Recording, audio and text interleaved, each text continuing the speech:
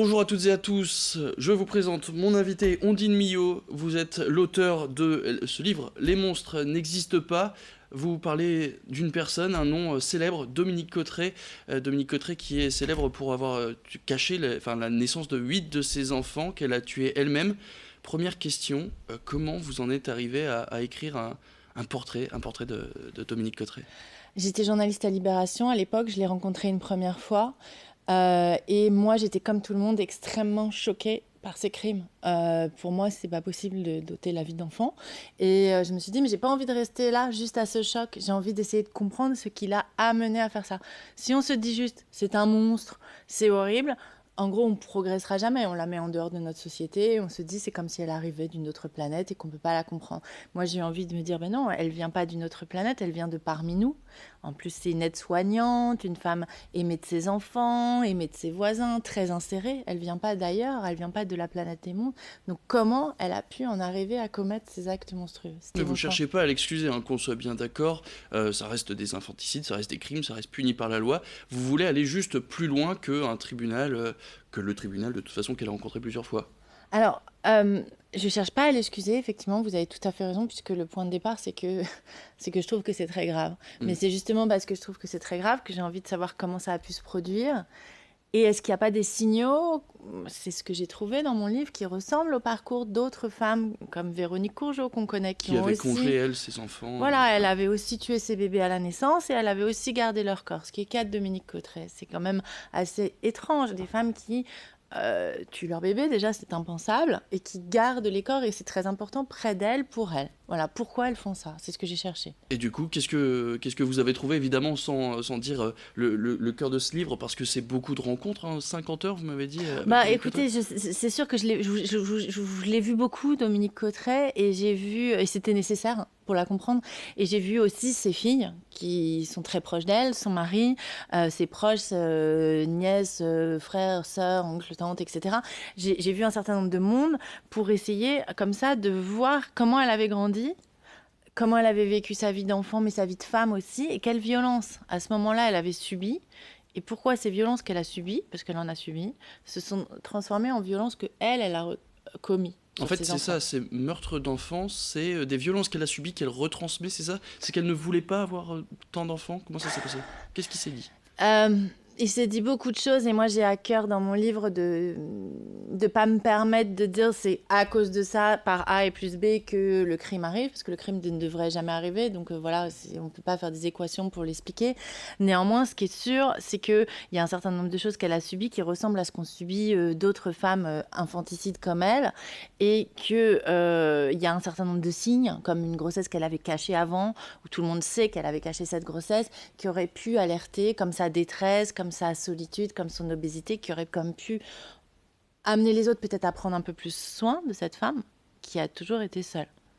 Il y a pas une, mais il y a plusieurs traumatismes, hein, donc c'est un mélange de Oui. toutes sortes d'aventures. Vous parliez de son enfance, qui a dû être là aussi particulièrement marquée par ces violences.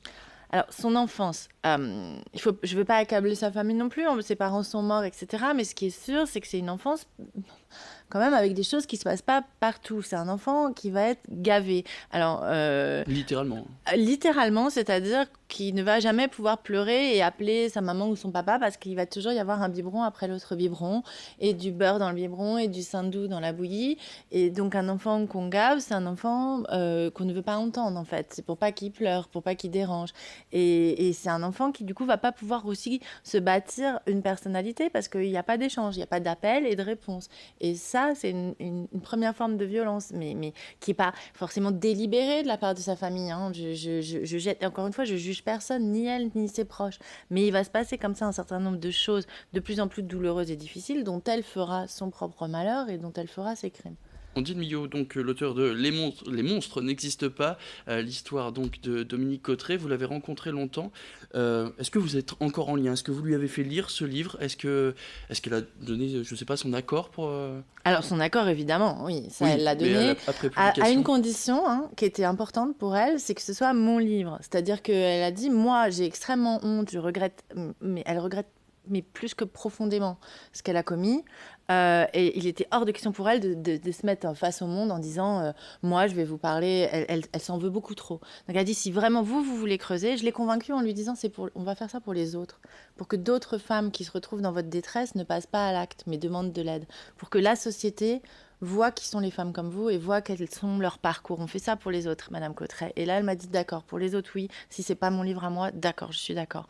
Et là, elle est toujours en prison, elle a reçu le livre. Je pense qu'elle est en train de le lire et que c'est pas forcément évident pour elle de se plonger là-dedans, mais oui, elle l'a. Vous parlez donc d'un acte un peu altruiste, c'est pour justement les femmes qui risqueraient là aussi de passer à l'acte. Est-ce qu'il y a quelque chose qui permettrait justement de déceler ces personnes qui risquent de tomber dans l'horreur?